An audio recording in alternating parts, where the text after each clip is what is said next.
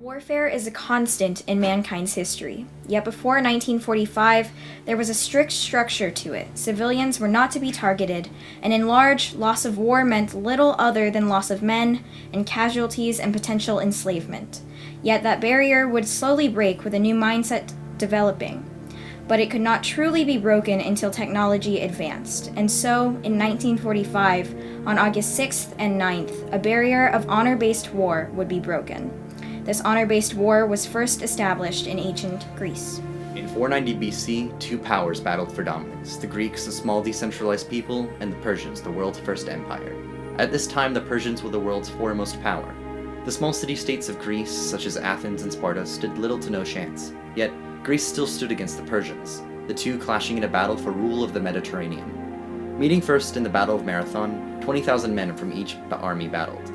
While fairly equal in army size, the Greeks lost only 200 men, the Persians estimated to have lost upwards to 6,000. This disparity in casualties is a direct result of the consideration of honor, an ethical barrier that ruled warfare.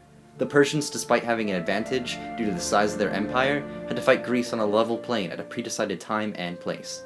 Early records of collective fighting indicate that some moral considerations were used by warriors to limit the outbreak or to rein in the potential devastation of warfare. They may have invoked consideration of women and children, or the treatment of prisoners, enslaving them rather than killing them, or ransoming or exchanging them. Commonly, the earlier traditions involved considerations of honor. Some acts in war have always been deemed dishonorable, whilst others have been deemed honorable. That consideration made it such that Persia, despite being more powerful, had to fight Greece with equal respect and men. This way of warfare continued on for the next 1,000 years until the usage of gunpowder weapons. This leap in technology allowed for the previously rigid line between civilians and the army to become more blurred. To combat the increasing damage of the new weapons, nations began enlisting common folk to fill vacant places in their armies.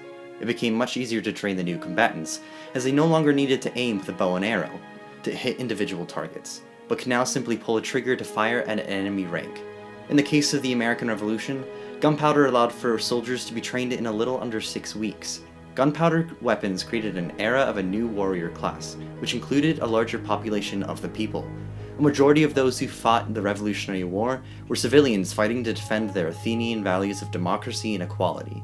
Little under 5% of the American soldiers had been trained before.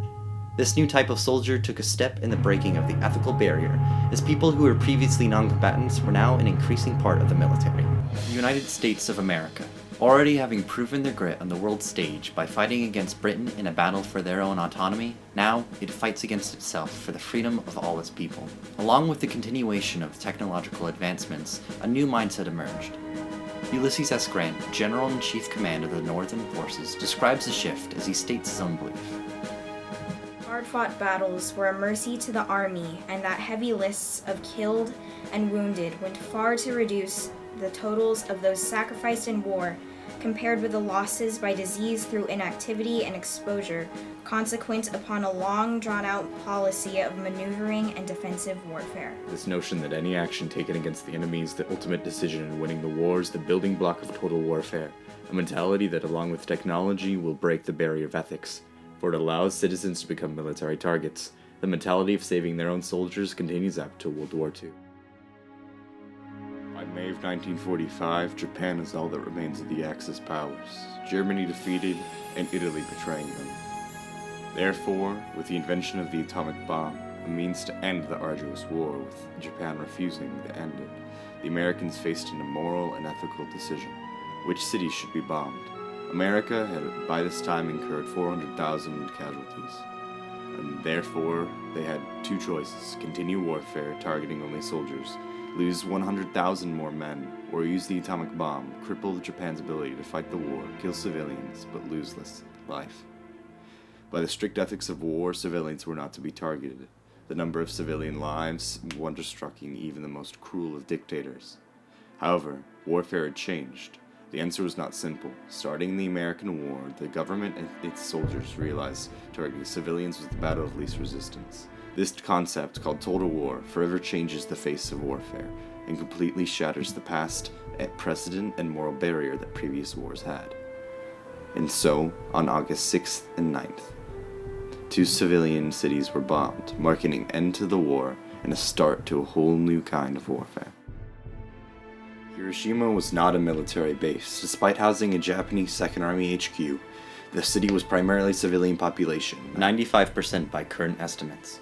They supported the war effort and produced the munitions and other resources of the war. The Americans were faced with a dilemma, a moral question of the most right, effective way to end the war. Nagasaki was even less of a military base. Nagasaki was a completely civilian city, not even the Allies' first bombing target. However, due to bad weather, they had to switch targets. Rather than waste a bomb, they headed straight towards Nagasaki. Nagasaki housed no troops. Its only military use was the major munition production it housed. This idea of total warfare led to the ultimate breaking of ethics-based honor, which ruled the battlefield. Now, the strategy of war was no longer to beat the other's military side into submission, it was to destroy the enemy's means of fighting, their factories, munitions, and people. Afterwards, two countries arose as world leaders, the US and the USSR, both the only countries with a nuclear bomb. Now, the two world powers could not directly battle, any direct confrontation leading to mutually assured destruction, so they fought using other smaller countries, proxy wars. Vietnam was such a war, a battleground for a new type of warfare. On one side stood the United States, backing the guerrilla ex-government. On the other side stood the USSR, backing the communist main government. Now, Agent Orange is a sign of the change. Agent Orange was a chemical herbicide sprayed from 1962 to 1971 during the Vietnam War to remove the leaves of trees and other dense tropical foliage that provided enemy cover. The US Department of Defense developed tactical herbicides specifically used in combat operations. Agent Orange marked a change in how the United States confronted its enemy. It was a dangerous compound. The health effects of Agent Orange were well known by the United States Department of Defense. It led to prostate cancer, leukemia, respiratory cancers, Hodgkin's disease, and Parkinson's disease.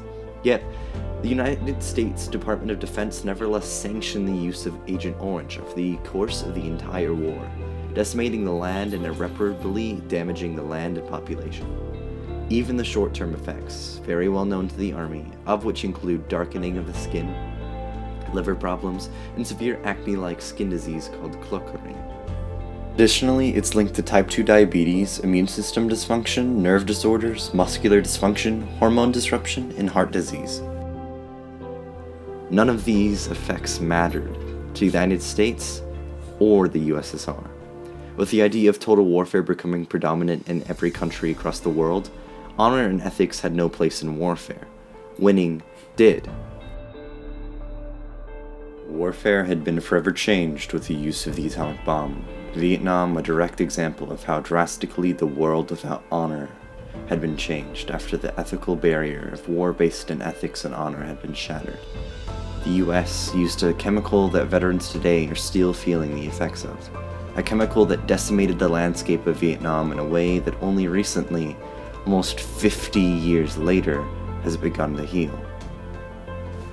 An era had ended with the use of the bomb. An era of honor-based war. All with the use of the atomic bomb. We knew the world would not be the same.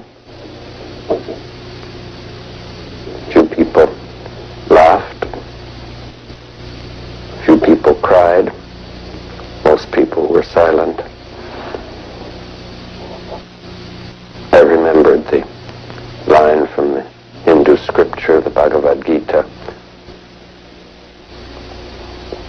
Vishnu is trying to persuade the prince that he should do his duty, and to impress him takes on his multi-armed form